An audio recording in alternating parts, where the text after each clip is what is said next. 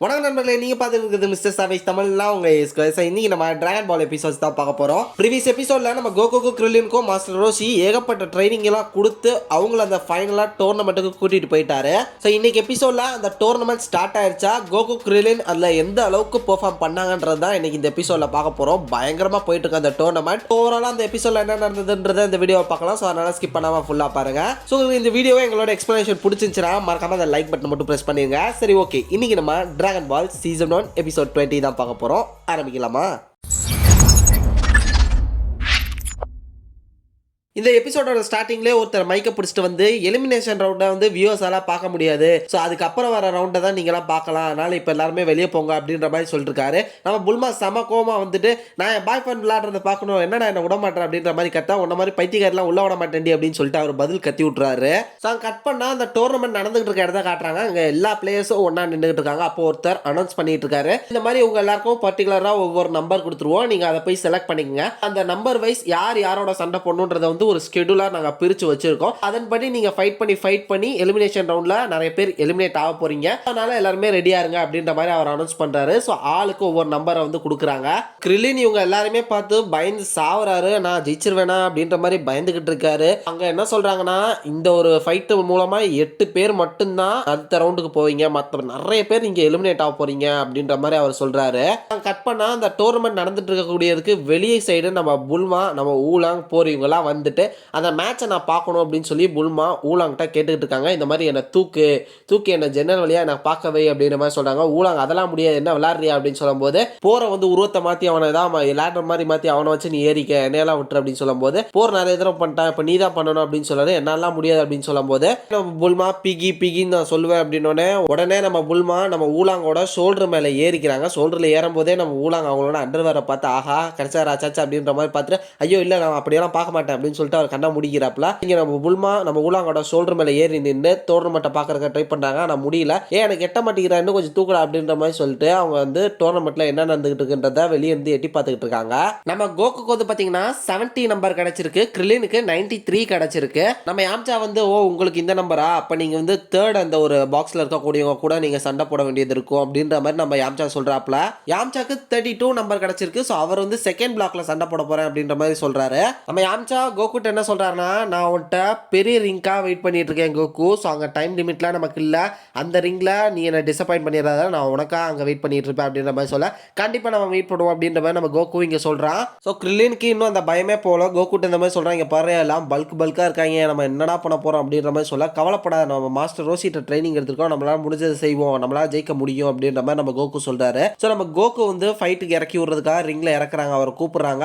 இவரும் ரிங்கில் ஏறாரு. இதை பார்த்தாலே எல்லா ஆப்பனன்ஸும் வந்து பார்த்தீங்கன்னா அவரை பார்த்து சிரிக்கிறாங்க. ஏன்னா குழந்தையெல்லாம் வந்திருக்கு, இவனை வச்சுக்கிட்டு எப்பறம் சண்டை போறது, இவன்லாம் அடிச்சாலே செத்துருவான்டா அப்படி எல்லாருமே கலாய்க்கிறாங்க கோகோவை பார்த்து. அங்கே கட் பண்ணா இங்கே ஊலாங்க வந்து மேலே பார்க்கலாமா வேணாமா, ஐயோ நான் பார்க்க மாட்டேன் அப்படின்ற மாதிரி நம்ம புல்மாவை தோல்ல வச்சுக்கிட்டு அவர் என்ன பண்றதுன்னு தெரியாம ரொம்பவே கண்ணை மூடிட்டு கீழே குனிஞ்சுக்கிட்டு அவர் தூக்கிட்டு இருக்காரு கஷ்டப்பட்டு.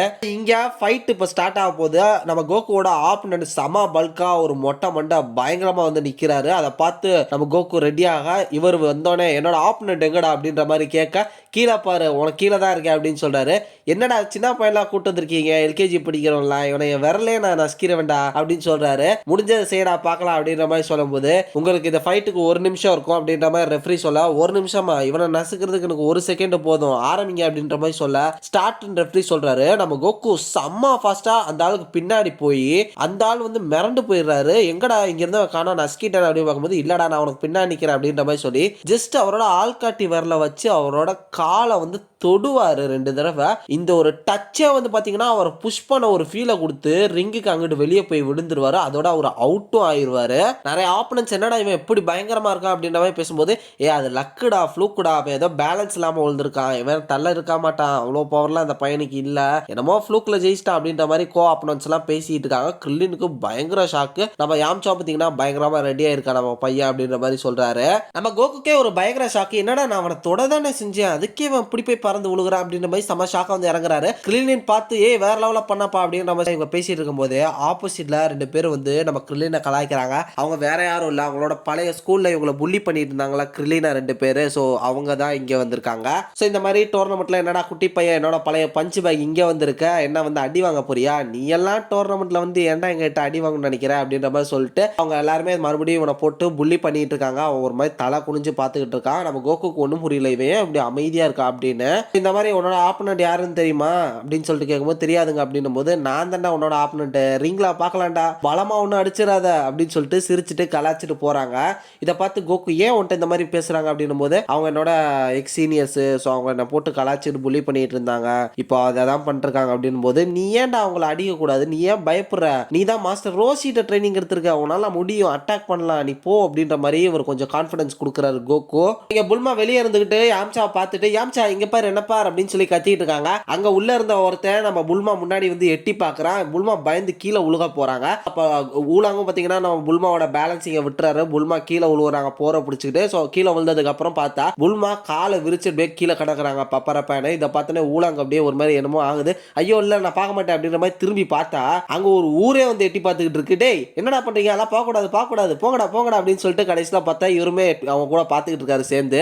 நம்ம புல்மாவோட மூஞ்சில போர் வந்து மறைச்சிட்டு இருந்திருக்காரு. போரை விளக்கிட்டு பார்த்தா ஊரே பார்த்துருக்குன்னு சொல்லிட்டு அவங்களுக்கு ஒரு மாதிரி எம்பாரசிங்கா போயிருச்சு. உடனே அவங்க ஒரு மாதிரி மூஞ்சி தொங்க போட்டாங்க. ஸோ நம்ம புல்மா வந்து ஐஸ்கிரீம் வாங்கிட்டு இருக்காங்க. அப்போ நம்ம ஊலாங்க பார்த்து நீ ஒரு பொறுக்கி பொம்பளை பொறுக்கி அப்படின்ற மாதிரி அவங்க திட்டிட்டு இருக்காங்க. ஏய் இப்படிலாம் சொல்லாதப்பா, நான் முடிஞ்ச அளவு கண்ட்ரோல்டாக தான் இருந்தேன் அப்படின்னும் போது அவங்க எல்லாரும் கூட சேர்த்து நீ தானே பார்த்துட்டு இருந்த, எல்லாருக்கும் ஃப்ரீ ஷோ காமிச்சிட்டு இருந்தியா அப்படின்ற மாதிரி நம்ம ஊலாங்க திட்டுறாங்க.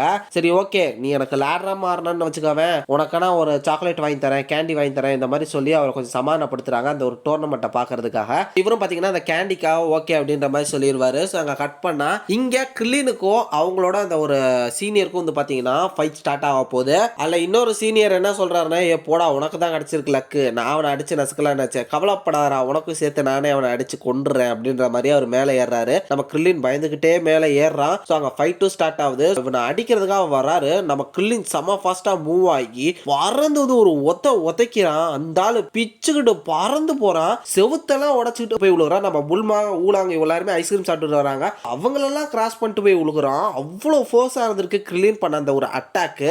சரி இதை பார்த்தோன்னே ஃபைட் ரொம்ப இன்ட்ரெஸ்டிங்கா போகும் போல. நான் லேட்டரா மாறேன், எனக்கு கேண்டி வாங்கி கூட அப்படின்னு சொல்லிட்டு லேட்டர் மாறி நம்ம ஊலாங்க வந்து போறாரு. அதான் செவுத்துல ஓட்டையே வந்துருச்சு. இதுக்கப்புறம் நீ எதுக்குடா வேணா போடா நான் இதுலயே பாத்துக்கிறேன் அப்படின்னு சொல்லிட்டு அந்த ஓட்டையில எட்டி பார்த்துட்டு இருக்காங்க நம்ம புல்மா. அதுக்கப்புறம் யாம்சா ஒருத்தவர் கூட ஃபைட் பண்ணி ஜெயிக்கிறாரு. ஸோ இதுக்கப்புறம் நிறைய ஒரு மாண்டேஜஸ் காட்டுறாங்க. லைக் நம்ம கிரில்லின், கோகு, யாம்சா இவங்க 3 பேரும் அவங்களோட ஆப்பனன்ஸை போட்டு துவம்சம் பண்றாங்க.